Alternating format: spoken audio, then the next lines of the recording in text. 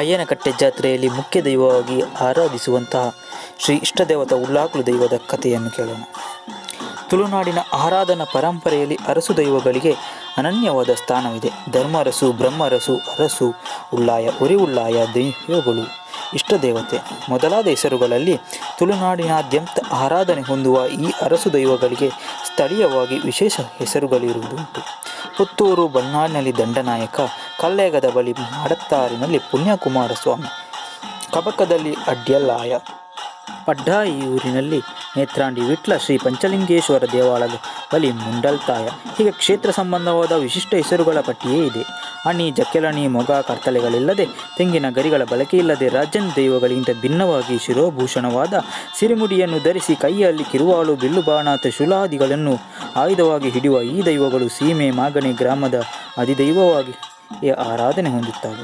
ಕಿನ್ನಿಮಾಣಿ, ಪೂಮಾಣಿ, ಈರ್ವೇರು, ಉಳ್ಳಾಕುಳು ದೈವಗಳು ಅರಸು ದೈವಗಳು. ಅಣ್ಣ ತಮ್ಮ ಅರಸು, ಅಜ್ವೇರ ದೈವಗಳು, ಎಲ್ಯಾರು, ಮಲ್ಲಾರು ಹೀಗೆ ಸೋದರ ಅರಸು ದೈವಗಳ ಆರಾಧನೆಯು ತುಳುನಾಡಿನಲ್ಲಿದೆ. ಅರಸು ದೈವಗಳ ಆಭರಣ, ವೇಷಭೂಷಣಗಳು, ಆಯುಧಾದಿಗಳು, ಆರಾಧನಾ ನೆಲೆಗಳು ಹಾಗೂ ಸ್ಥಾನಮಾನ ಒಂಟಿನೆಲೆಯ ಧರ್ಮರಸು ದೈವಗಳ ಹಾಗೆಯೇ ಇದೆ. ಒಂಟಿನೆಲೆಯ ಧರ್ಮರಸು ದೈವವನ್ನು ಉಳ್ಳಾಕುಳು ಎಂದು ಕರೆದು ಆರಾಧಿಸುವಲ್ಲಿ ಗೌರವಭಾವ ಪ್ರಧಾನವಾಗಿದೆ. ಉಳ್ಳಾಯ ಎಂಬ ತುಳುಪದಕ್ಕೆ ಉಳ್ಳವನು, ಒಡೆಯ, ಯಜಮಾನ, ಅರಸ, ಈಶ್ವರ ಮೊದಲಾದ ಅರ್ಥಗಳಿವೆ. ಸಾಮಾನ್ಯವಾಗಿ ಸೋದರ ದೈವಗಳೆರಡನ್ನು ಜೊತೆಯಾಗಿ ಉಳ್ಳಾಕುಳು ಎಂದು ಬಹುವಚನದಲ್ಲಿ ಪ್ರಯೋಗಿಸಿದರೆ, ಒಂಟಿನೆಲೆಯ ದೈವವನ್ನು ತುಂಬು ಗೌರವದಿಂದ ಈ ರೀತಿ ಗುರುತಿಸಲಾಗುತ್ತದೆ. ದೈವಂಕುಳು ಎನ್ನುವಲ್ಲಿ ಕೂಡ ಅಕುಳು ಎಂಬುದು ಗೌರವಪೂರ್ವಕ ಬಹುವಚನ ಪ್ರಯೋಗವಾಗಿದೆ.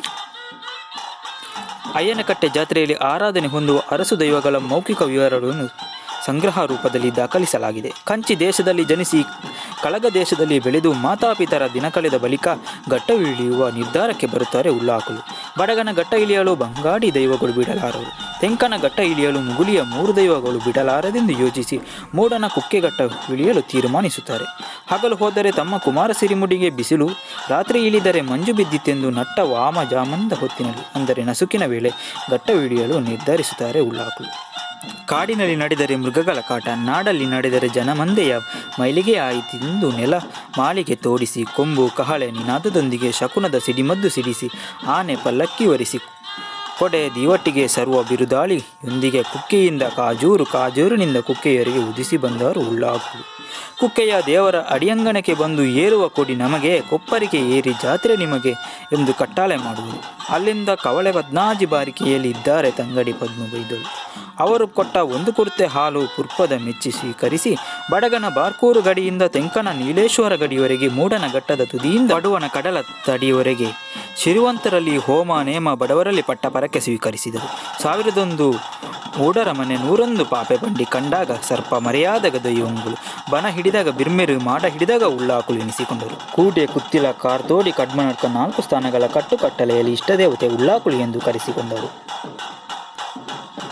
ಆನೆ, ಕುದುರೆಗಳನ್ನು ವಾಹನಗಳಾಗಿ ಹೊಂದಿರುವ ಅರಸು ದೈವಗಳಿಗೆ ಏರುವ ಕೊಡಿ, ಎಳೆಯುವ ಬಂಡಿ, ಬೃಹತ್ ಪಾಪೆ ಬಂಡಿ, ಅಪಾರ ಪ್ರಮಾಣದ ಬೆಳ್ಳಿ ಬಂಗಾರದ ಆಭರಣಗಳು, ಆಳೆತ್ತರದ ಬೆಳ್ಳಿಯ ಬಿಲ್ಲು ಬಾಣ, ಸೂರ್ಯ, ತ್ರಿಶೂಲ, 1 ಅಂತಸ್ತಿನ ಗುಡಿಮಾಡ ಮೊದಲಾದವುಗಳು ಇದ್ದು, ಬೀಡು, ಬಾರಿಕೆ, ಗುತ್ತು ಮೊದಲಾದ ಮನೆತನಗಳೊಂದಿಗೆ ಸಂಬಂಧ ಹೊಂದಿ ಕುಟುಂಬ ಮಟ್ಟಕ್ಕಿಂತ ಭಿನ್ನವಾಗಿ ಅರಸು ದೈವಗಳು ಆರಾಧನೆ ಹೊಂದುತ್ತದೆ.